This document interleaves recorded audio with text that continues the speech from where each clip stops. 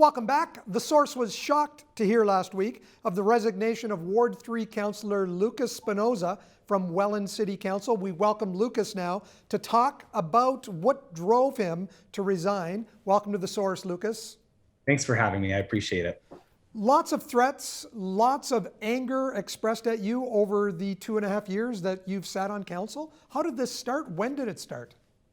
I think really, I mean, there's always been a perception since I decided to run that, I knew there was going to be hostility, partly because of my age and my appearance, but also because I was coming in there guns blazing, looking to make some drastic changes and, maybe some ideas that hadn't come up previously or haven't been successful in the past. So I knew I'd have some resistance, but it didn't really get nasty until about a year in, when kind of all of the honeymoon phase goes away and people it's no longer exciting. It's been a year of me there. Now it's, down to the nitty gritty. We're dealing with capital and operating budgets.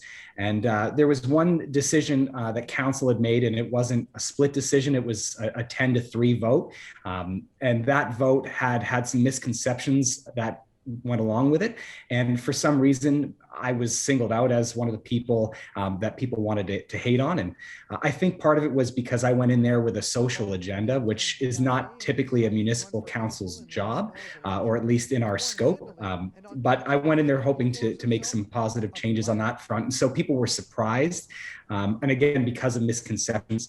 And after that kind of snowballed. So there were some other community people that had created a boycott against the black sheep.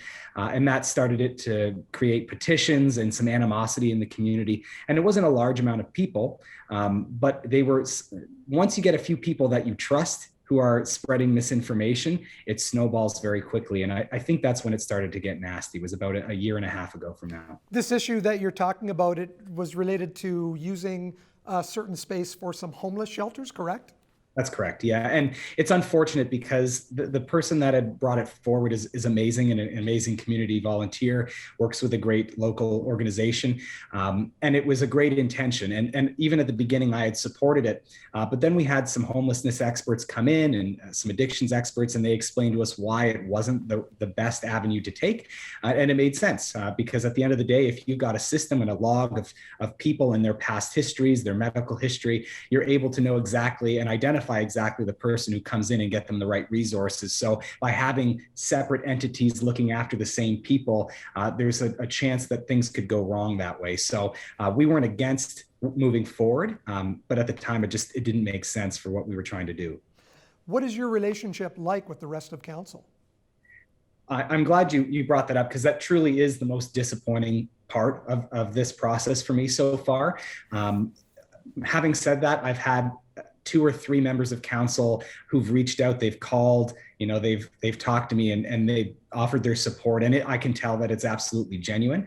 I haven't heard from more than half of council at all in any capacity, whether that's a message or an email or a phone call or anything like that, which is unfortunate.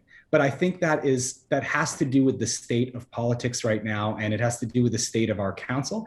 There's some really good people on there, and I do truly believe that everyone on our council wants the best for Welland. But it's gotten to the point where it's so divisive, and there's so much animosity, not just on our council, but on in politics and in pop culture and just in society in general, that I don't think people are trusting of one another. And that's an unfortunate thing. I mean, we need some leadership in this. And that was partly why I resigned. People think, well, no, you're running away, you're quitting. And I don't look at it that way. I look at this as standing up for what I believe in. I'm not going to allow my family to get punished because I'm too stubborn to do the right thing, right? And so it's unfortunate. I hope that, by me being able to talk to you guys, that people in the community don't get discouraged. I want them to know that this is a positive thing. This is a wake-up call. I think a lot of people need to realize that, 3 years ago when I decided to run, they wanted me to run. They showed up at the polls and I was the most highly elected councillor overall, which was an amazing honor. And then I had left. So that tells you something. There's something that needs to be fixed in the system. And part of it is at the council level, but part of it is also the lack of action of many, right? I mean, there's people like to blame the fringe for their actions that are maybe detrimental, but at the end of the day, there's so few of them. And there's so many of the good people in Welland and in this region that they need to pay attention and stay involved all the time, not just once every 4 years. Lucas, we're really sorry to see you go, but we know you'll be involved in city dealings over the next little while as well. Thank you for joining us today. Thank you. Thanks for having me on. Appreciate it, guys.